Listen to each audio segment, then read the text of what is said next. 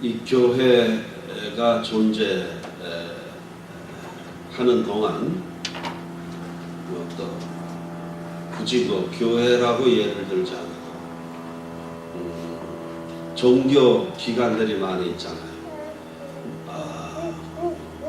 절, 또 뭐 교회, 성당, 또 뭐 수도원, 또 그다음에 이제 그것에 관련돼서 자기 정체성을 드러내는 사람들이 있어요. 절에 다니는 사람은 나는 불교 신자입니다, 이렇게 얘기할 것이고, 교회를 다니는 사람들은 나는 기독교 신자입니다 라고 이렇게 얘기할 겁니다. 그 인류의 역사가 시작될 때부터 아마 이 신앙 공동체라는 신앙 공동체는 늘 있었을 것입니다. 그리고 그 신앙 공동체가 가지고 있는 끝없는 그 고민이 있어요. 그 고민이 무엇일까? 그것은 이거예요. 어떤 것이 거룩한 것이고 어떤 것이 속된 것이냐, 이거를 구분하는 것이 늘 사실은 그 많은 그 신앙 공동체들이 겪고 있는 그 갈등 중에 하나라고 하는 것이죠. 이제 어떻게 정리되느냐에 따라서 세상을 보는 눈이 달라질 수가 있다는 겁니다. 자, 거룩한 것이 뭔가 세상으로부터 분리돼서 뭐 우리들끼리 이렇게 뭐 예수 믿는 사람들끼리만 사는 것이 그 거룩한 것인가? 아니면 주일날 일을 하지 말랬는데 일을 하고 뭐 돈을 쓰는 것은 거룩한 일이 아니고, 그렇다면은 아무 일 안 하고 가만히 있는 것은 그것은 거룩한 일인가? 여러 가지 우리가 생각을 해볼 수 있는 것들이 많은데, 분명한 것은 거룩한 것과 속된 것의 그 기준이 어떻게 세워지느냐에 따라서 오늘 세상을 바라보고 있는 오늘 우리들의 생각, 그리고 그 행동 양태가 달라지게 된다라고 하는 겁니다. 끊임없이 우리 신학을 공부하는 사람들도 같은 주제이죠. 성과 속은 과연 구분될 수 있는 것인가? 아니면 이것은 뭐 같은 것인가? 그래서 요즘 이제 하비 칵스라고 하는 그 현대 신학자는 세속화 신학이라는 것을 얘기를 했어요. 그 세속화 신학이라고 하는 것이 얼른 들으면은 세상의 나쁜 쪽으로 뭐 이렇게 그거를 받아들이자 뭐 이런 쪽으로 생각할 수 있겠습니다만은, 그 하비칵스라는 사람이 얘기하는 내용은 그거보다도 너무 일반 세상에서 사는 삶과 이 종교적인 삶이 분리되어 있을 때라고 하는 거예요. 분리되어 있을 때, 그렇지?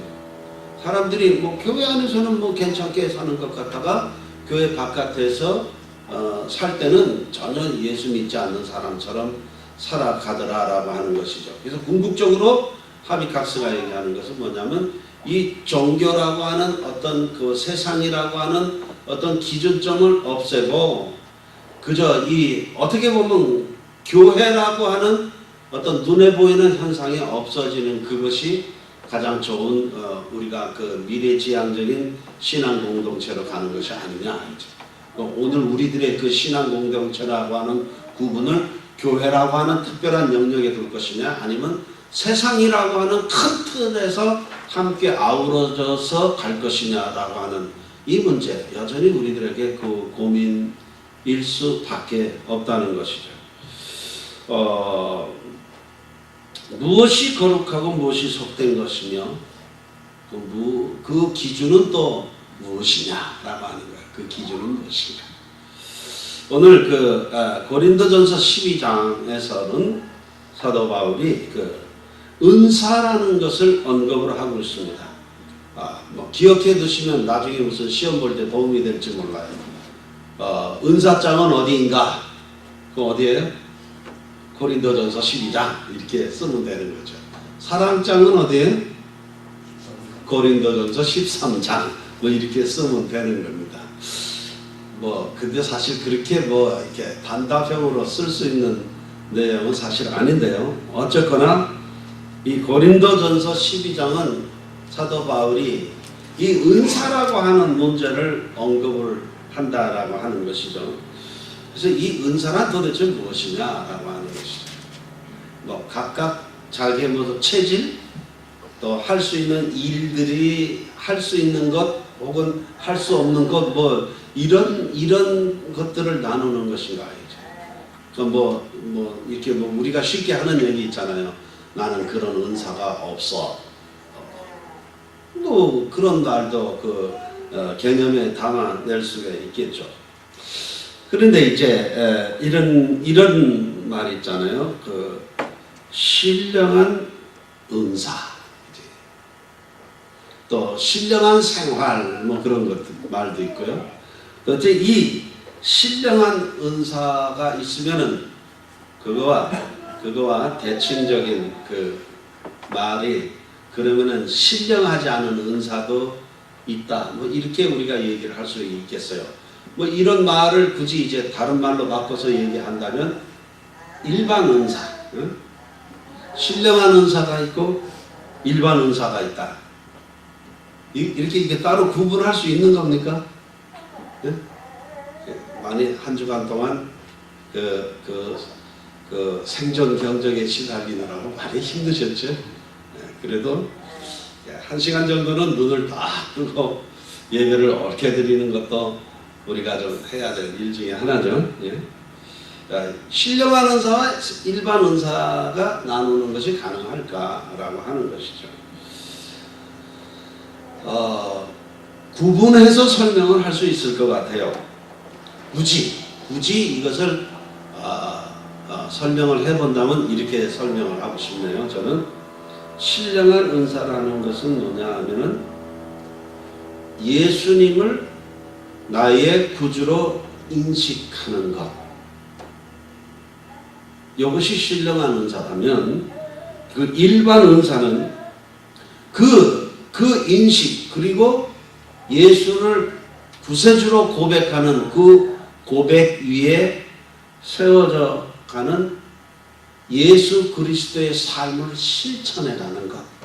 이렇게 한번 정리를 해보는 거예요. 말이 너무 길어서 복잡한 겁니까? 이제 신령한 은사는 그리스도를 주로 고백하는 것이라면 그 고백한 사람이 어떻게 살 것인가, 이것은 뭘로 표현이 되냐 하면은 일반 은사로 표현이 된다.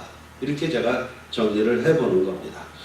그러나 이 신령한 은사나 일반 은사나 다 뭐예요? 궁극적인 목표는 어디로 가는 겁니까? 그리스도께서 우리에게 주시고자 하셨던 그 생명이라고 하는 것으로 나아간다라고 하는 겁니다. 생명으로 나아간다. 신앙 생활의 초점 뭡니까? 그것은 예수 그리스도가 기반된 그 파운데이션이 누구냐라고 할 때 우리가 서 있는 그 기반이 뭐냐라고 할 때 거긴 예수 그리스도예요. 그 예수 그리스도 그 위에 교회는 뭐예요? 생명 공동체로 세워져 가는 것입니다. 그 고백 위에 그 인식 속에 교회는 세워져 가는 것이다라고 하는 것이죠. 그렇기 때문에 은사란 실제 그 우리들이 살아가는 삶의 영역 속에서 따로 떼어놓고 생각할 수 있는 게 아니라고 하는 것이죠. 이 말을 다른 말로 좀 더 보충해서 얘기를 한다면 이겁니다. 교회라고 하는 영역을 우리들이 사는 삶의 영역 속에서 분리해서는 안 된다라고 하는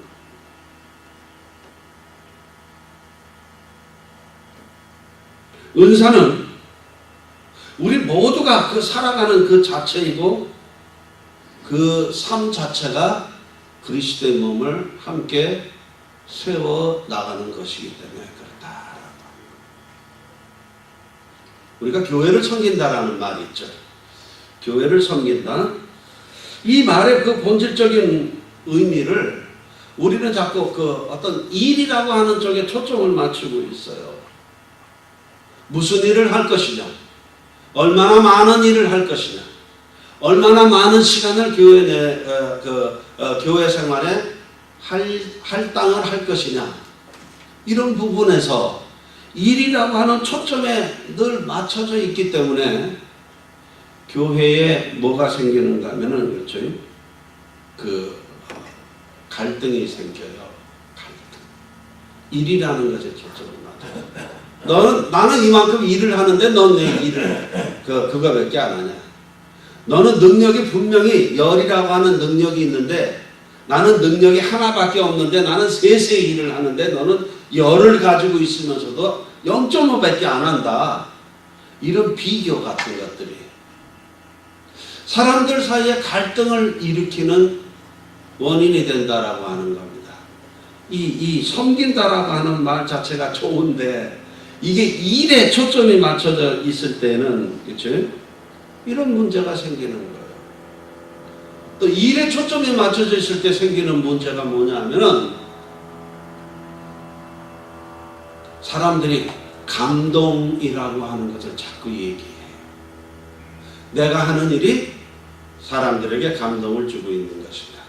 혹은 저 사람이 하는 일이 정말로 감동을 주는 일인가? 이 감동이 감동. 조금 저도 이 내용을 정확히 정리해서 표현하기가 너무 힘든데요. 사람들이 일이라고 하는 것에 초점을 맞추게 되면 감동을 너무 의식하게 되어 있다라고 하는 겁니다. 어떤 다이나믹한 어떤 그 반전 같은 것들을 사람들이 기대하고 있는 거예요. 이 또 감동이라는 건 그거예요. 아, 저 사람은 할 수 없는 상황 속에서도 기도하면서 저희를 이뤄냈다. 아, 부럽다. 저거 누구도 흉내낼 수 없는 일이다. 저 사람만이 할 수 있는 일이다. 이런 얘기들.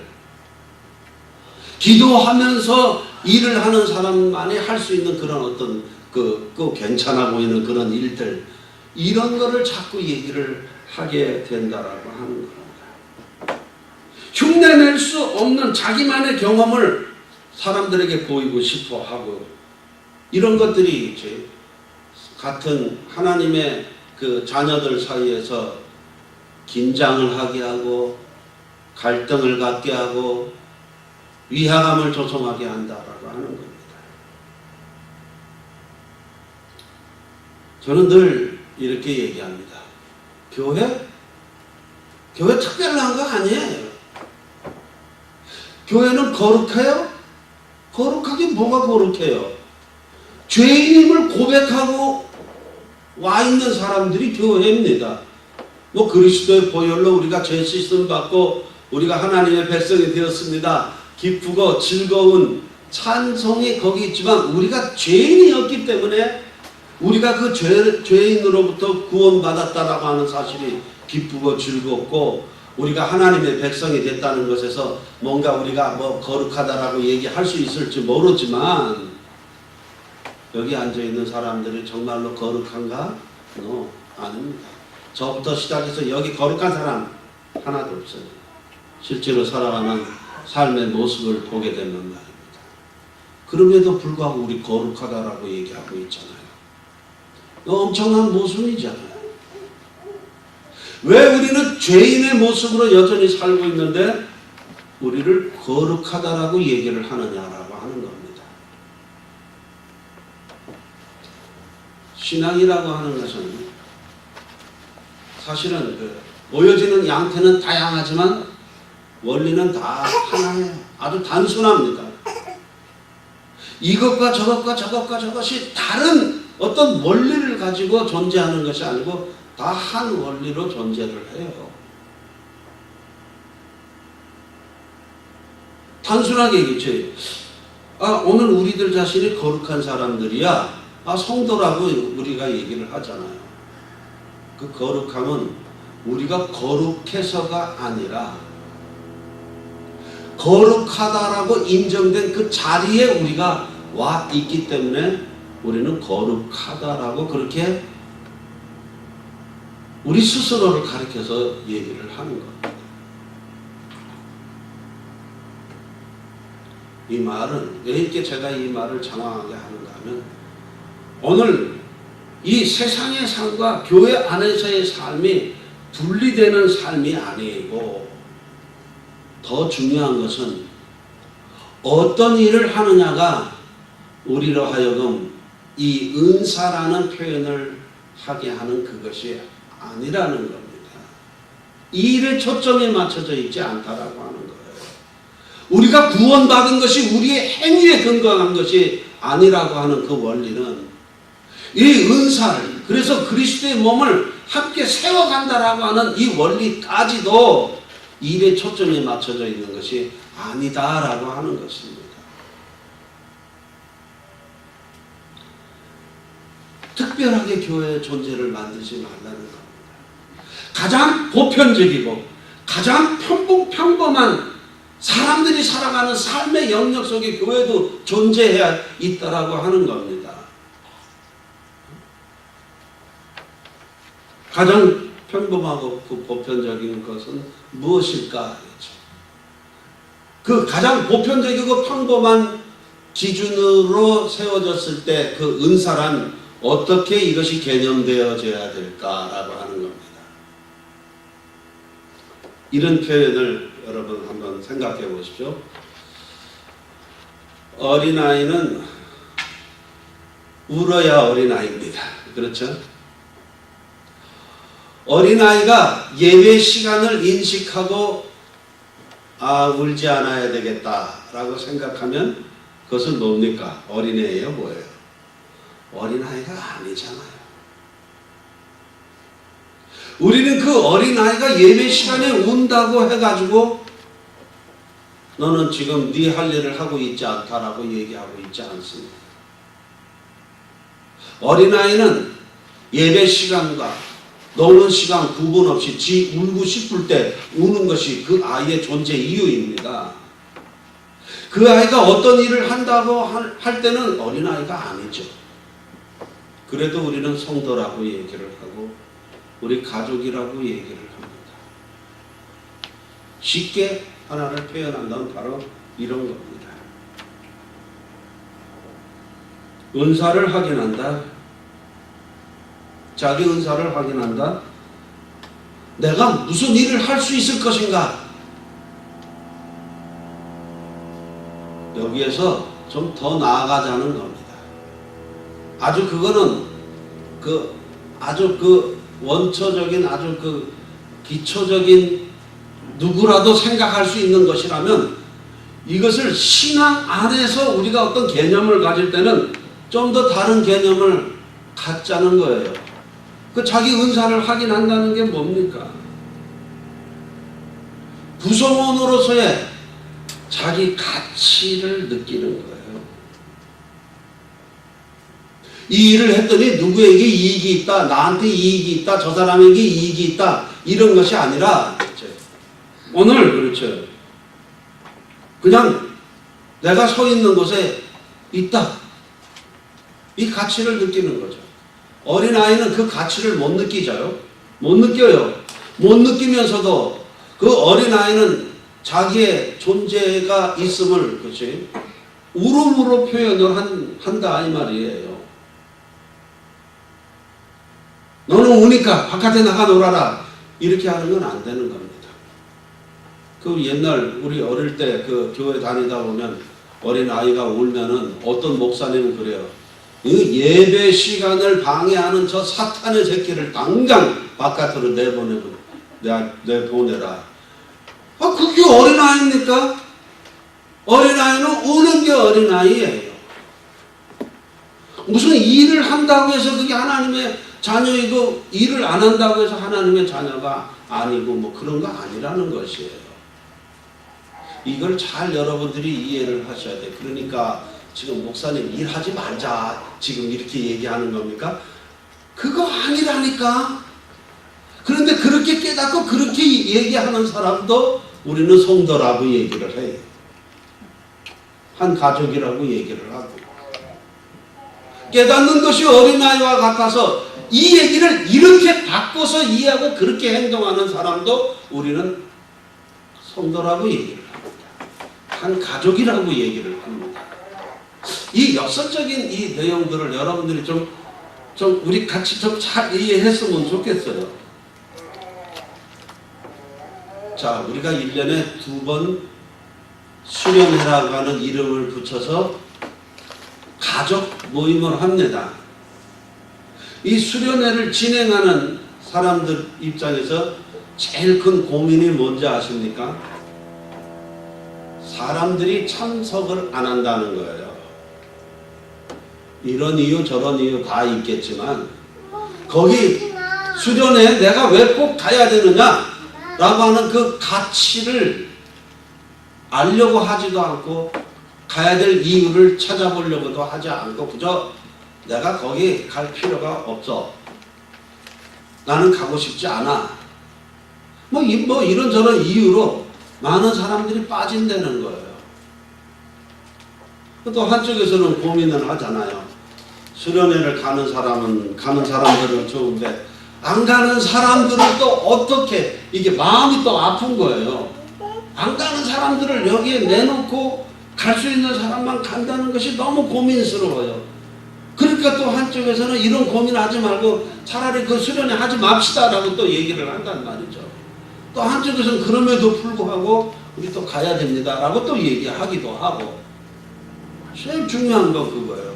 그 사람들이 거기에 가야 될 이유를 찾지 못하고 있습니다. 이거를 어떻게 우리가 이 큰 고민으로 우리가 가지고 있는데 어떻게 이 문제를 해결해야 되느냐라고. 그 사람들이 그런 자그마한 모임 하나 가는 것도 그렇죠. 왜 가는가? 일하러 가는가? 아니에요. 그러면 일 안 합니까? 아니에요. 일해요.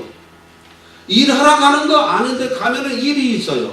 누군가는 밥을 해야 되고 누군가는 이것저것 일을 해야 되고 복잡하게 또 고생하는 사람은 또 고생하고 먹는 사람은 여전히 또 거기 가서 또 먹기만 하고 그렇다라는 겁니다. 그래서 우리는 일하기 싫어서 안 간다.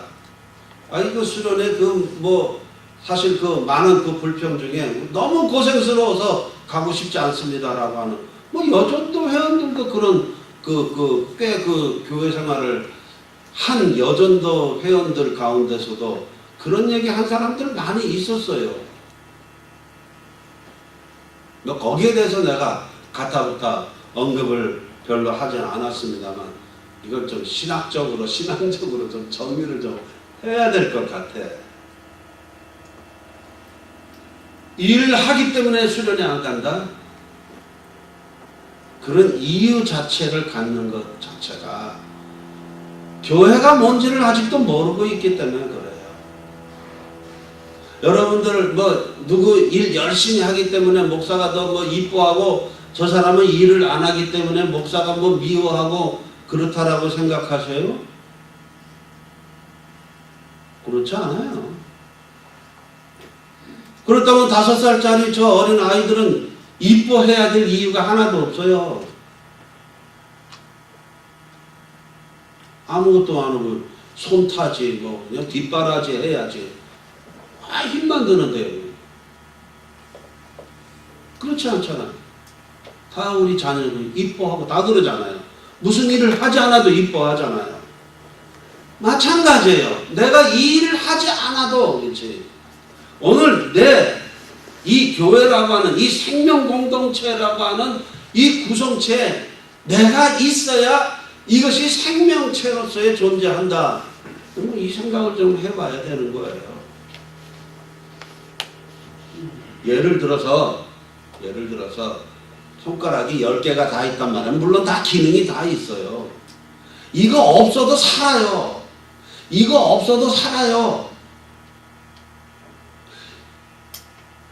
새끼손가락이 이 일 하지 않아도 산다니까요. 사는데 지장 안 돼. 건강한 공동체는 이게 다 있어야 건강하다. 새끼손가락 아무 일 하는 거 없어 보이죠? 그렇죠? 아무 일 하는 거 없어 보이죠?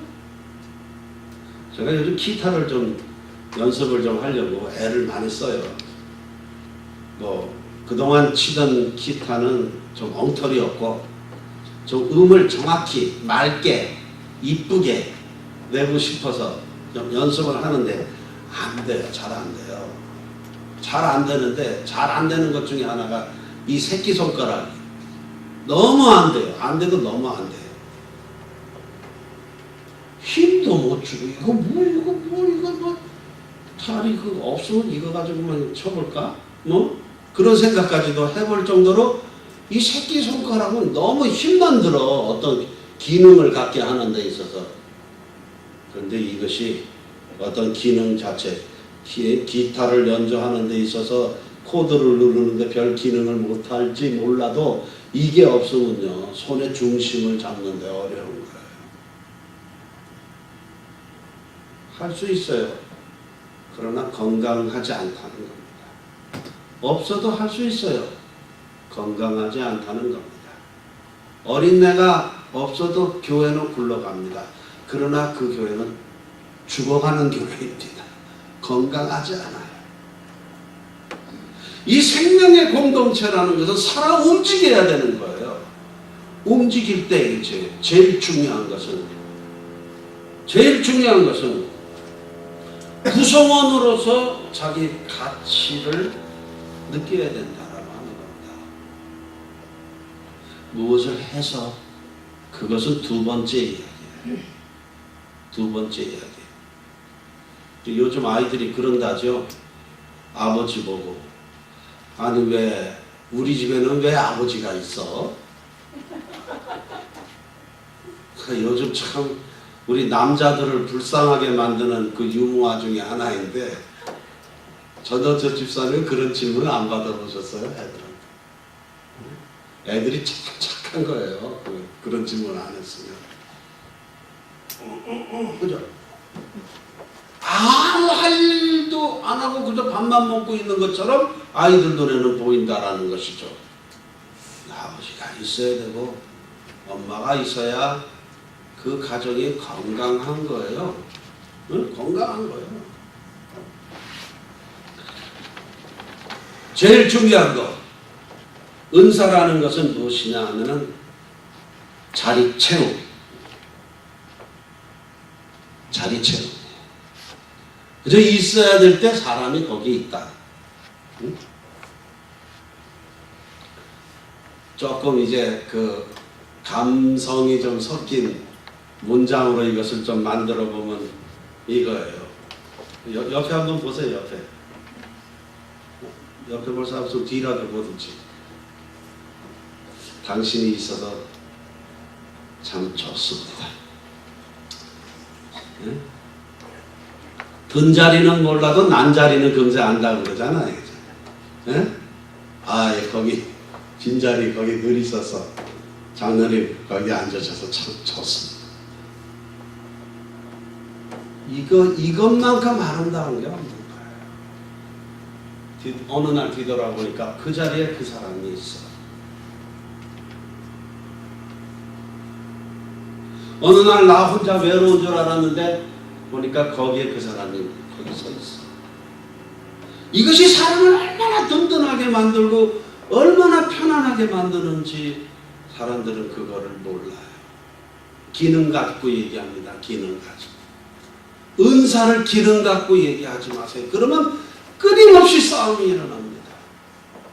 은사는 기능이 아니라 서 있어야 될 곳에, 그곳에 그 사람이 있는 게 그것이 은사입니다.